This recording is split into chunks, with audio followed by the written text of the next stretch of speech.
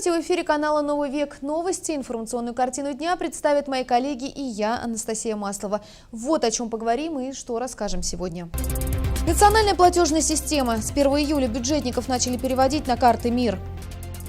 10 студентов из Тувы отправятся на учебу в северную столицу. В республике идет отбор в Российский государственный институт сценических искусств. В память о легендарном скакуне в Кызыле готовится к конному походу по местам обитания Изир-Кара. К новостям подробнее.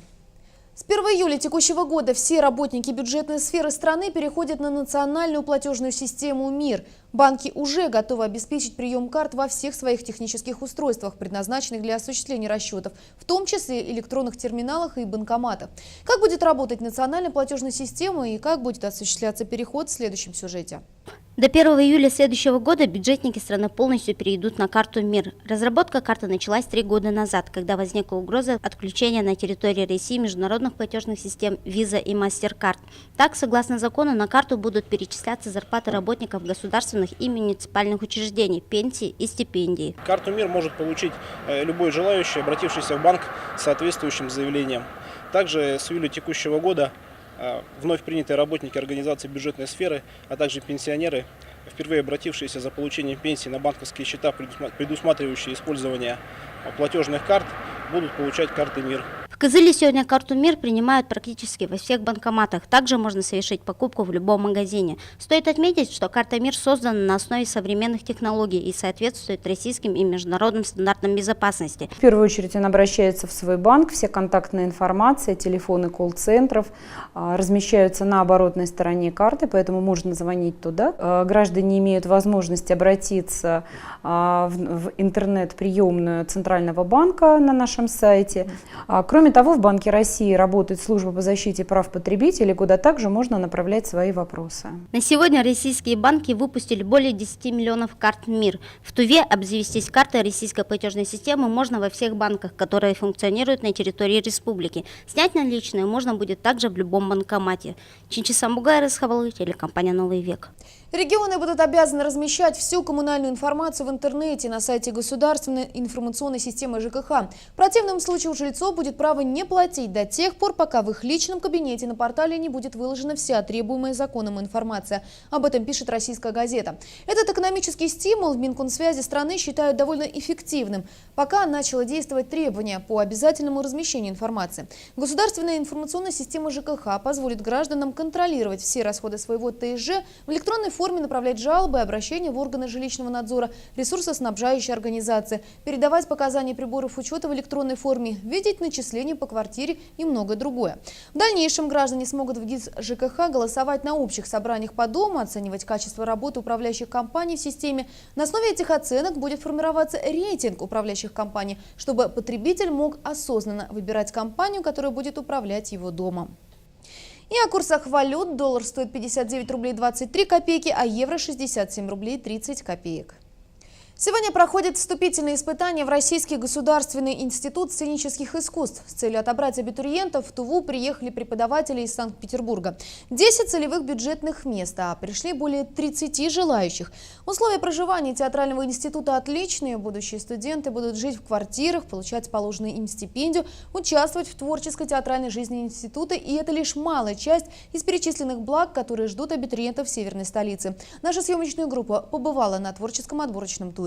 Каждый из вас должен подумать, что я за растение.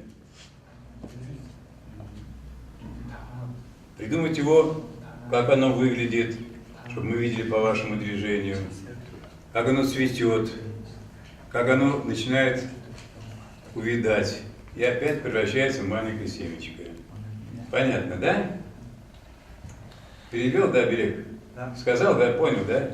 Это вот вы в живом плане, как мы называем, работаем. Понятно? Как драматические актеры. Председатель приемной комиссии Николай Наумов, декан факультета театра кукол, заведующий кафедрой режиссуры и актерского мастерства театра кукол Института сценических искусств. Как рассказал профессор, институт тесно связан со многими театрами страны, готовит кадры для многих национальных творческих коллективов. Сегодняшний целевой набор не исключение. Ее зовут Ая. Ей 19 лет. Родилась и выросла в Кызыле. Училась в Абакане, сейчас хочет поступить. Это получилось вообще спонтанно. Я узнала об этом до дня экзаменов. И мне понравилось, что мне показывают тут, и что я могу в дальнейшем научиться у преподавателей. В этом году в институте открывают специальную национальную тувинскую группу. Подобный опыт у института уже был. Были открыты такие курсы, как армянская, чувашская. Колледж, вернее, культуры и искусства очень хорошо их подготовил в плане хореографии. Они очень пластичны, конечно, девушки особенно, но и парни очень пластичные. Вот. Они практически все играют на музыкальных инструментах, это очень важно. Вот в этом плане. Так что мы смогли выбрать то, что нам надо. Потому что у нас отбор особенный. Мне надо не только драматические их способности, но вот именно способности жить вне себя. А вот этот парень, Артыш, вы знаете, он такой мрачный, он как-то залыбается, все, внутри у него все живет.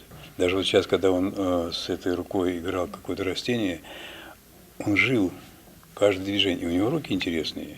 Сегодня от первого отборочного тура остались 15 абитуриентов. Из них должны отсеять еще 5 человек. Среди них есть выпускники колледжа искусств, бывшие школьники со всей республики.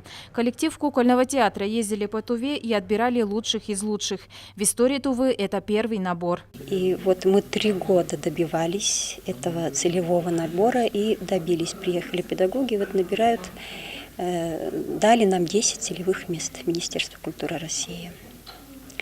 Конечно же, этот набор проходит не каждый год. Это бывает очень редко, можно сказать, даже и может и не быть. Это надо оформлять через Министерство культуры России, через Министерство культуры Тувы. Это очень долгий процесс. Через 7 лет, через 4 года, пока они заканчивают, молодые, да, может остаться еще меньше. И тем более артисты, они все-то взрослеют. Им тяжело будет играть детские спектакли, особенно на сцене находиться. Поэтому мы должны постоянно обновляться, набирать новых, молодых, чтобы жить в ногу со временем. Сегодня абитуриенты перешли уже к письменному экзамену по русскому языку и литературе. Коллектив кукольного театра Тувы возлагает большие надежды на этот набор. Диана Баембугус, Буян Аюн, телекомпания «Новый век». Сделаем паузу на рекламу, она пройдет быстро, так что не отходите надолго от телевизора. Скоро увидимся.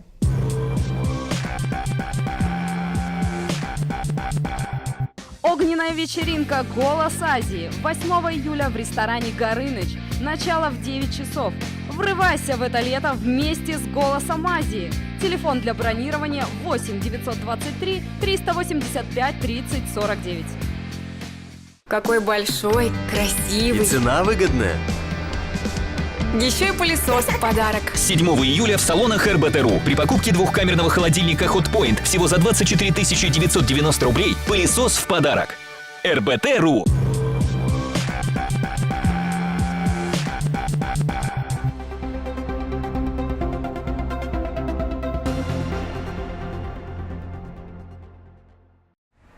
Лето в самом разгаре, и многие, кто еще не отгулял свой отпуск, планируют, как его провести. Особенно тщательно следует подготовиться тем, кто собирается за границу. Как сделать так, чтобы поездка была без инцидентов, нам расскажет заместитель начальника Кызылского таможенного поста Тувинской таможни Байыркыз Салчак. Здравствуйте. Здравствуйте. Что нужно знать, пересекая границу? Давайте начнем с этого. Здравствуйте. Я бы хотела сказать, что основным документом, который регламентирует порядок перемещения товаров и пересечения физических лиц таможенной границы Евразийского экономического союза, это является все-таки соглашение о порядке совершения таможенных операций и перемещения товаров физическими лицами для личного пользования. Все, что не касается товаров для личного пользования, это, соответственно, регламентируется остальными нормами таможенного кодекса, таможенного союза. Что бы хотелось сказать отпускникам? Перед тем, как поехать за границу, желательно все-таки ознакомиться с этим документом, потому что есть очень много нюансов различных, которые касаются перемещения товаров, включая способы ввоза товаров, то есть самостоятельно ли ты перемещаешь товары, или в твой адрес товары будут доставляться перевозчиком, включая международные почтовые отправления. То есть от этого как раз и зависит нормы беспошлинного ввоза, от этого зависит применение запретов, ограничений в отношении товаров. Что можно перевозить, а что категорически нельзя? Вот здесь тоже много нюансов. Да, здесь очень много нюансов, опять же касается способа перемещения товаров. Давайте поговорим о самых элементарных вещах, которые могут пригодиться на отдыхе, да, кто люди берут, но нарушают, например, даже правила перевозки. Ну, во-первых, это нормы беспошлинного ввоза, то есть это те товары, которые физическое лицо может ввозить без уплаты таможенных пошлин. В основном это основная норма – это товары для личного пользования, стоимостное ввозимого в сопровождаемом, несопровождаемом багаже,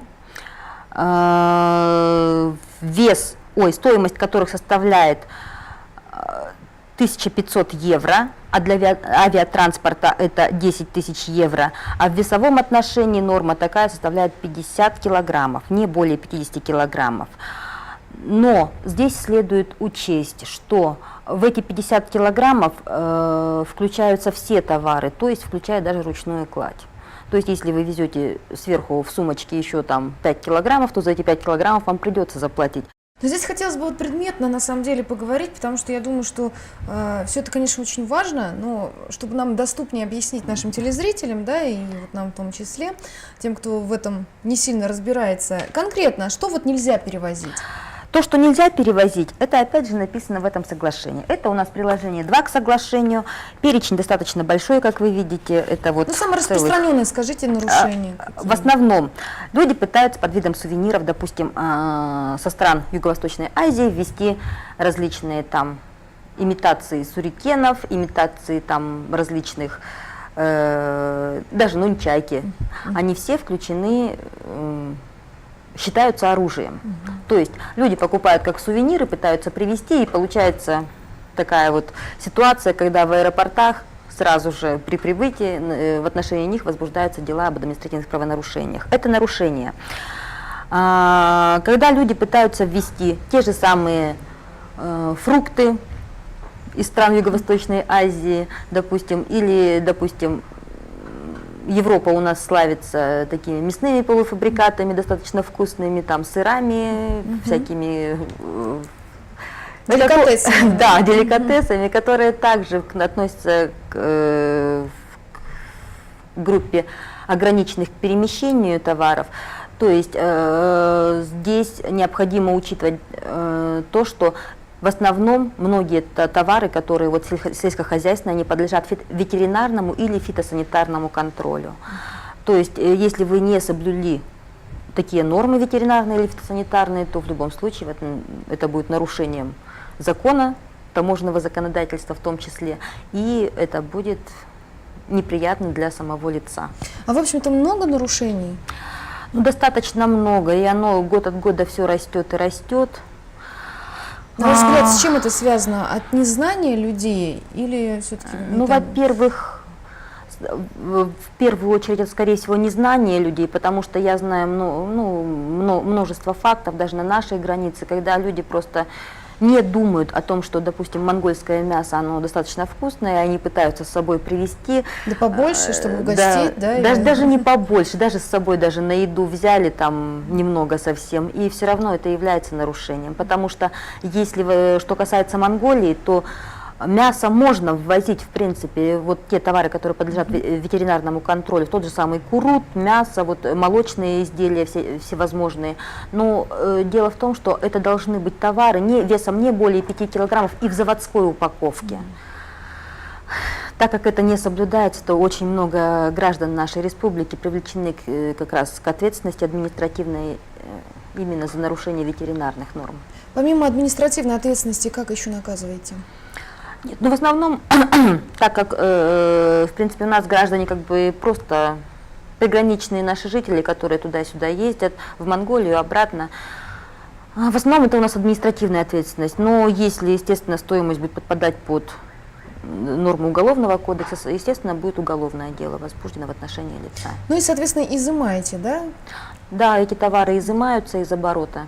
И что происходит дальше с конфискованным имуществом? Ну, то, что касается скоропортящих товаров, здесь в основном это идет или вывоз, или уничтожение, незамедлительный вывоз. Но так как граждане в основном у нас въезжают, бывает так, что у них нет возможности обратно уехать, вывести товары, то это в основном уничтожение скоропортящих товаров. То, что касается товаров народного потребления, то есть это та же самая одежда, обувь, вот это все, вот то, что пытаются ввести в сопровождаемом багаже с превышением норм или не относящих товарам для личного пользования, которые мы признаем такими товарами. Такие товары после рассмотрения дела об административном правонарушении, соответственно, и принятие решения или судом, или таможенным органом, они, соответственно, передаются в федеральный орган уполномоченный, это у нас Росимущество, и дальше Росимущество распоряжается им уже в зависимости от необходимости. Еще один момент. Часто люди покупают автомобили за границей. Вот какие нюансы в этом случае? Ну, в этом случае необходимо точно знать о том, что товар, да, в данном случае транспортное средство, у нас как бы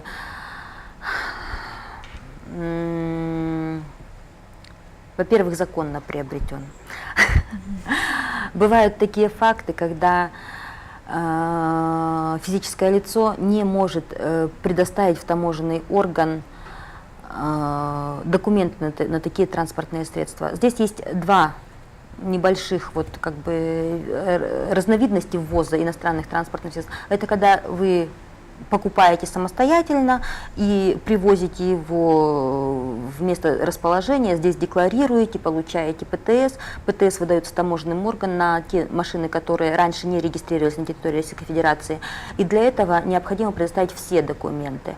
Документ о том, что вы приобрели, о том, что какая это машина, ну, все для того, чтобы соблюсти все нормы.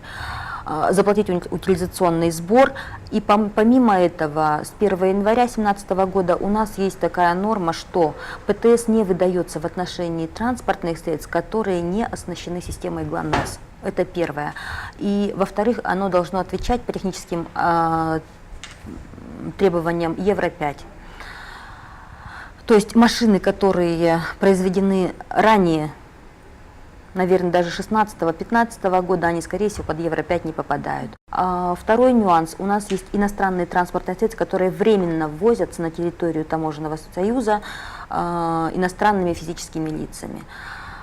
Было несколько фактов обращения в таможню о том, что могу ли я получить ПТС на такую машину. Естественно, нет. Такие машины у нас ограничены к использованию на единой таможенной территории. То есть физическое лицо, которое везло, иностранное физическое лицо, не может его передавать в пользование, в распоряжение, в собственность другим лицам. И вот это вот является достаточно большим нарушением, потому что возникает сразу задолженность по уплате таможенных платежей, а при ввозе машины это достаточно крупная сумма, которую лицо не может потом уплатить сразу, и, соответственно, такие транспортные средства должны быть изъяты из оборота. Ну и в завершение, скоро в силу вступит новый таможенный кодекс. Какие изменения в связи с этим грядут? Новый таможенный кодекс. Изменений очень много. Но мне бы хотелось сказать немножко, вот как раз вот по теме нашего разговора, о небольших нюансах, которые как раз вот касаются физических лиц. В новом таможенном кодексе прямо прописано, что если лицо, которое перемещает товары для личного пользования, оно должно предоставить документы, подтверждающие стоимость товаров. То есть, а если такие документы не представлены, то таможенный орган самостоятельно устанавливает такую стоимость. Соответственно, это будет стоимость намного выше, это рыночная стоимость наша, поэтому все-таки вот в преддверии вступления в силу нового таможенного кодекса вот эту новеллу хотелось бы немножко как бы более явно озвучить, чтобы люди знали, что документы на товары, которые вы приобретаете за рубежом, нужно иметь все-таки. Не выкидывать их сразу, лучше чеки, да? все-таки, Чеки? да, чеки, любые документы, подтверждающие стоимость. И в силу этого еще один маленький нюанс. Так как у нас есть норма беспошлинного ввоза и, соответственно, товары, которые перемещаются с уплатой пошлин, хотелось бы рекомендовать лицам, так как лица в основном выезжают для отдыха, могут с собой вывозить драгоценности, какие-то дорогие товары, та же самая вот техника, те же самые видеокамеры, фотоаппараты дорогие. Чтобы не было каких-то проблем при обратном ввозе, чтобы не пришлось платить снова за эти же товары, которые, может быть, рекомендую просто при вывозе надо декларировать эти товары, показывать идентификационные номера, серийные номера, просто писать в декларации о том, что видеокамера такая-то, допустим, серийный номер такой-то, заводской номер такой-то, вот какие-то вот нюансы. И при обратном ввозе предъявить эту же декларацию, и тогда вот эти товары будут вычтены из этой суммы, и, соответственно, все будет нормально. Спасибо вам. А я напомню, о правилах прохождения границы нам рассказала заместитель начальника Кызылского таможенного поста Тувинской таможни Байыркыз Салчак.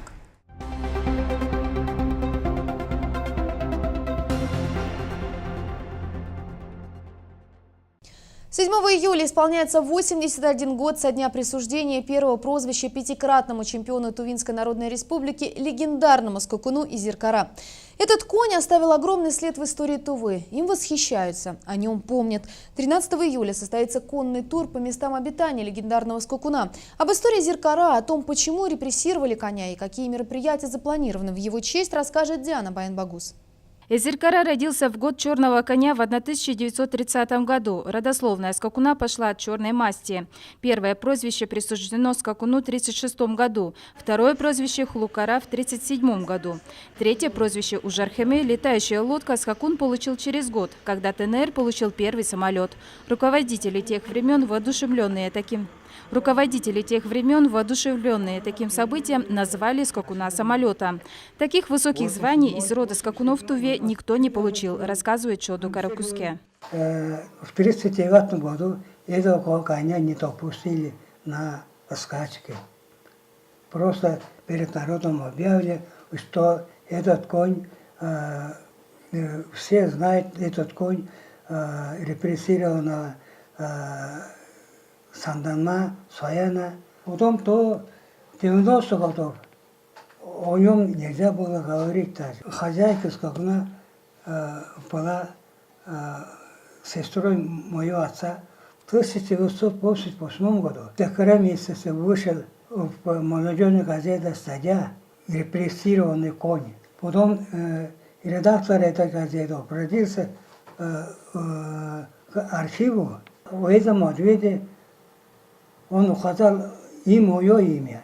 Я с 1988 года до сих пор не разлучаюсь этим конем.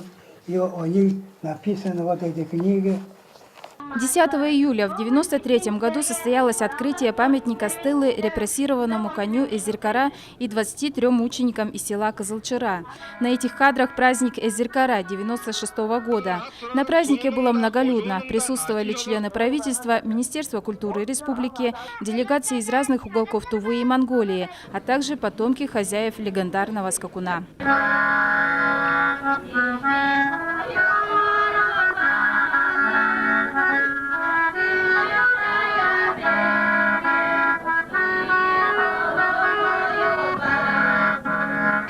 Это потомки этого хозяев этого скакуна. Это Шера Пичон, это заместитель председателя Республики Тува. Вот это я сижу. Вот это меня прицепили, потому что в это время мне исполнилось 60 лет. В селе Акырик Тесхемского района стоит памятник Стеллы Эзеркара. Ежегодно проводится конноспортивный праздник «Надым Эзеркара» на переходящий кубок председателя администрации района. Есть много стихов, песен и танец в честь коня. Есть ансамбль с прозвищем коня в художественной школе Самогалтая. Также работает творческая фирма Союза художников Тувы под названием «Эзеркара». Ежегодно проводится республиканская выставка «Слава скакуну». В селе Самогалтай проводится выставка-конкурс художественных школ республики. Подобные выставки проводятся не только в Туве, но и за пределами республики, в Абакане, в Монголии. А также есть улица, названная в честь скакуна – Эзеркара. Вот сейчас сегодня устанавливают на перевале. Все говорят, там это Казахамар, это не Казахамар, это Чаова. Там устанавливается еще один Тураскан на этом месте. Длина этого памятника 6 метров, высота 3,5 метра. Потом на Шаровноре тоже будет установлено. Там как Эзеркара на Подокое. Вот такая лошадь. Поэтому мы решили здесь несколько человек сделать конный поход по этим местам.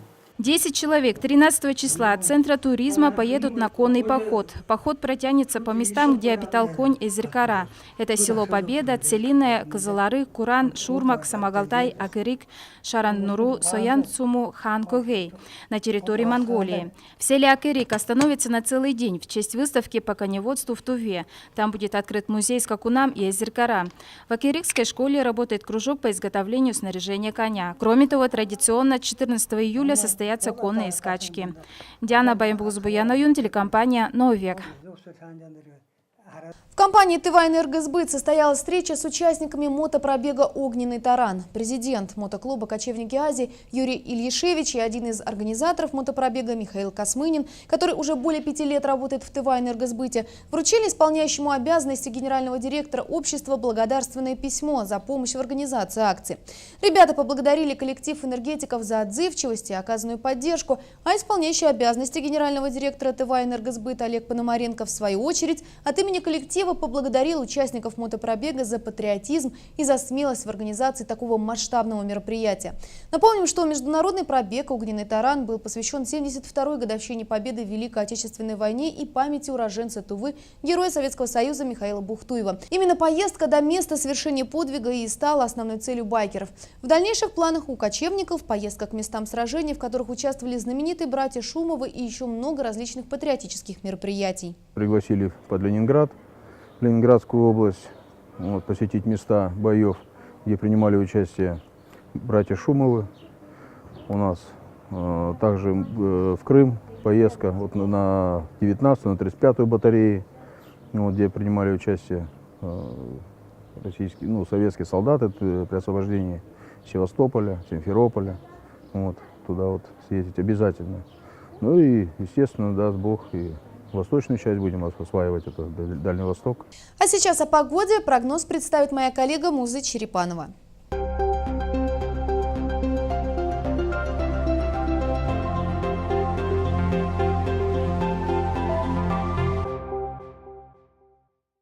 Здравствуйте, это погода на канале «Новый век» и я, Муза Черепанова.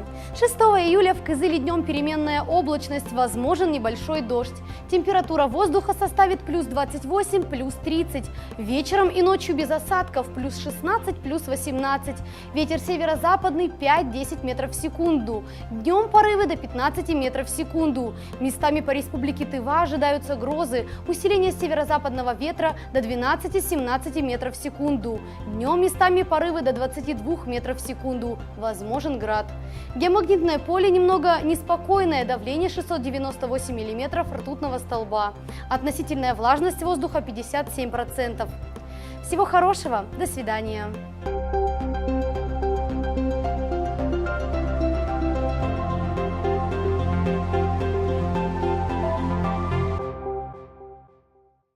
На сегодня это все. Если что-то пропустили, смотрите выпуск также на YouTube-канале Тувинской единой службы информации. Спасибо за внимание. До свидания.